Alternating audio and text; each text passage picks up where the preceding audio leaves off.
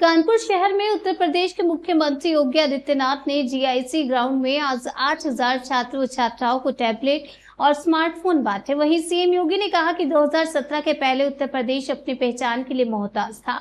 गुंडागर्दी उत्तर प्रदेश की पहचान बन चुकी थी। हर पर्व त्योहार के पहले दंगे हुआ करते थे। बेची और व्यापारी दोनों सुरक्षित नहीं थे।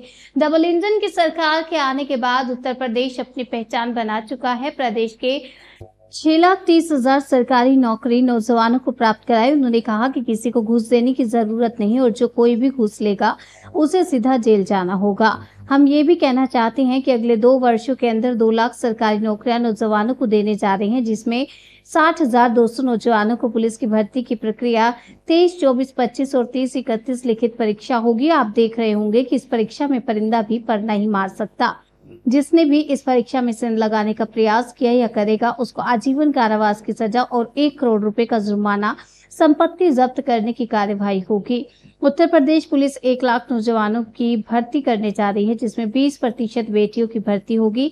बेटियों की भर्ती इसलिए होगी कि समाजवादी पार्टी से जुड़े लोगों को जो उर्दंग और चिंतन प्रवृत्ति के शोहदे हैं उनकी ठुकाई करने का काम करेंगे। उन्होंने ये भी कहा कि 1 करोड़ नौजवानों को नौकरी और अन्य 50 लाख नौजवानों को विभिन्न योजनाओं में नौकरी भी देंगे। बन चुकी थी, क्यों बंद हो गई? ये कांग्रेस के बेईमानी और भ्रष्टाचार का एक स्मारक बन चुका है।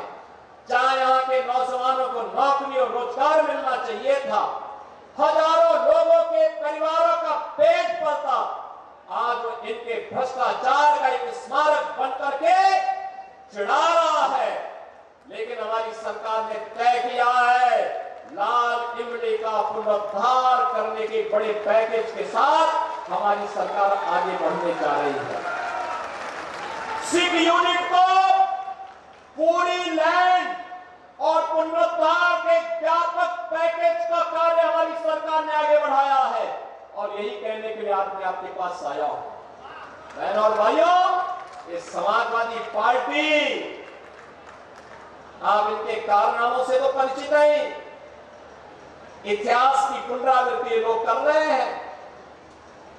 गुंडागर्दी इनकी पहचान थी, अराजकता इनकी पहचान थी, बेटी और व्यापारी पर सुरक्षा पर खतरा पैदा करना इनकी पहचान थी।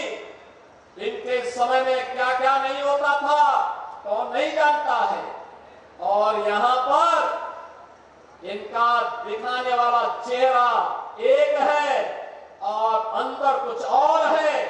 यह दृश्य देखना है तो सीसा मऊ की जनता को उपचुनाव का सामना करना पड़ रहा है।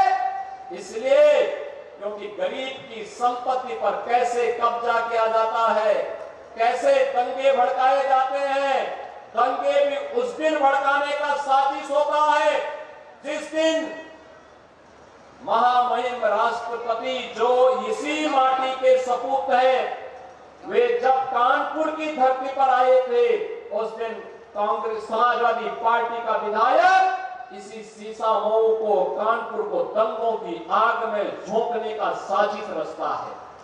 बहनों और भाइयों, आज वो अपने कृत्यों का सजा भुगत रहा है। लेकिन मैं आपसे कहने के लिए आया हूं, आपने जनादेश 5 वर्ष का दिया था, लेकिन आपको चुनाव का सामना करना पड़ रहा है। यहां का विकास बाधित हुआ है। समाजवादी पार्टी प्रदेश के अंदर अराजकता पैदा करने की अपनी कुत्सित मंशा से आज भी वह कहीं भी जब भी उसको मौका मिलता है उस अवसर को वह जाया नहीं होने देती है।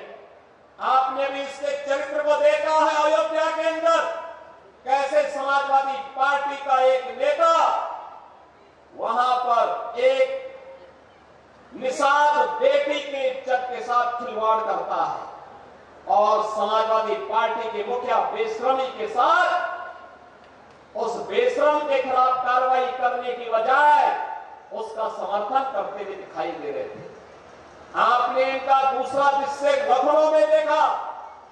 एक बेटी अपने पिता के साथ मोटरसाइकिल से चल रही है, अचानक बरसात होती है,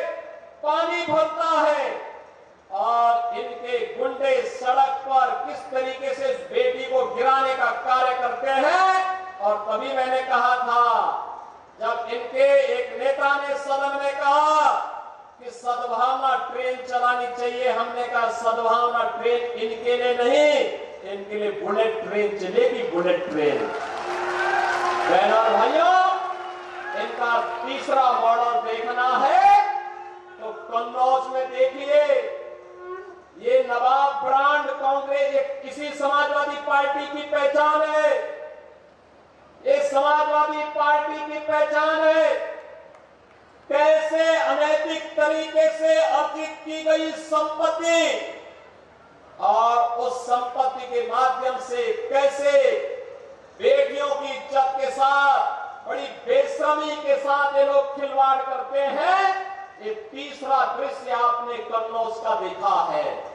और बाकी तो अगर इनके इतिहास के पन्नों को लड़ते हुए आप जाएंगे तो बहनों और भाइयों, काले कारनामों से इनका पूरा इतिहास भरा पड़ा है।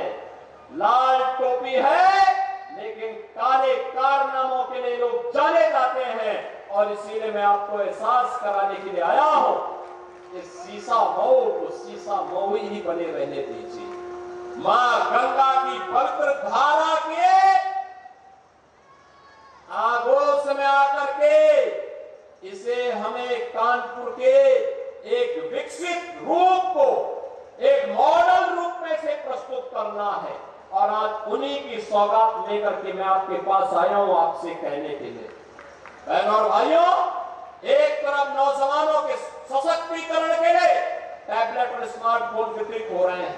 हमारा युवा भी तो दुनिया के पास जाएगा दिखाने के लिए कि हाँ, मैं योग्य हूं, सर्वोत्तम मैं करके दिखा सकता हूं, भारत के विकास में मैं भी योगदान दे सकता हूं। और हमने उत्तर प्रदेश के अंदर पिछले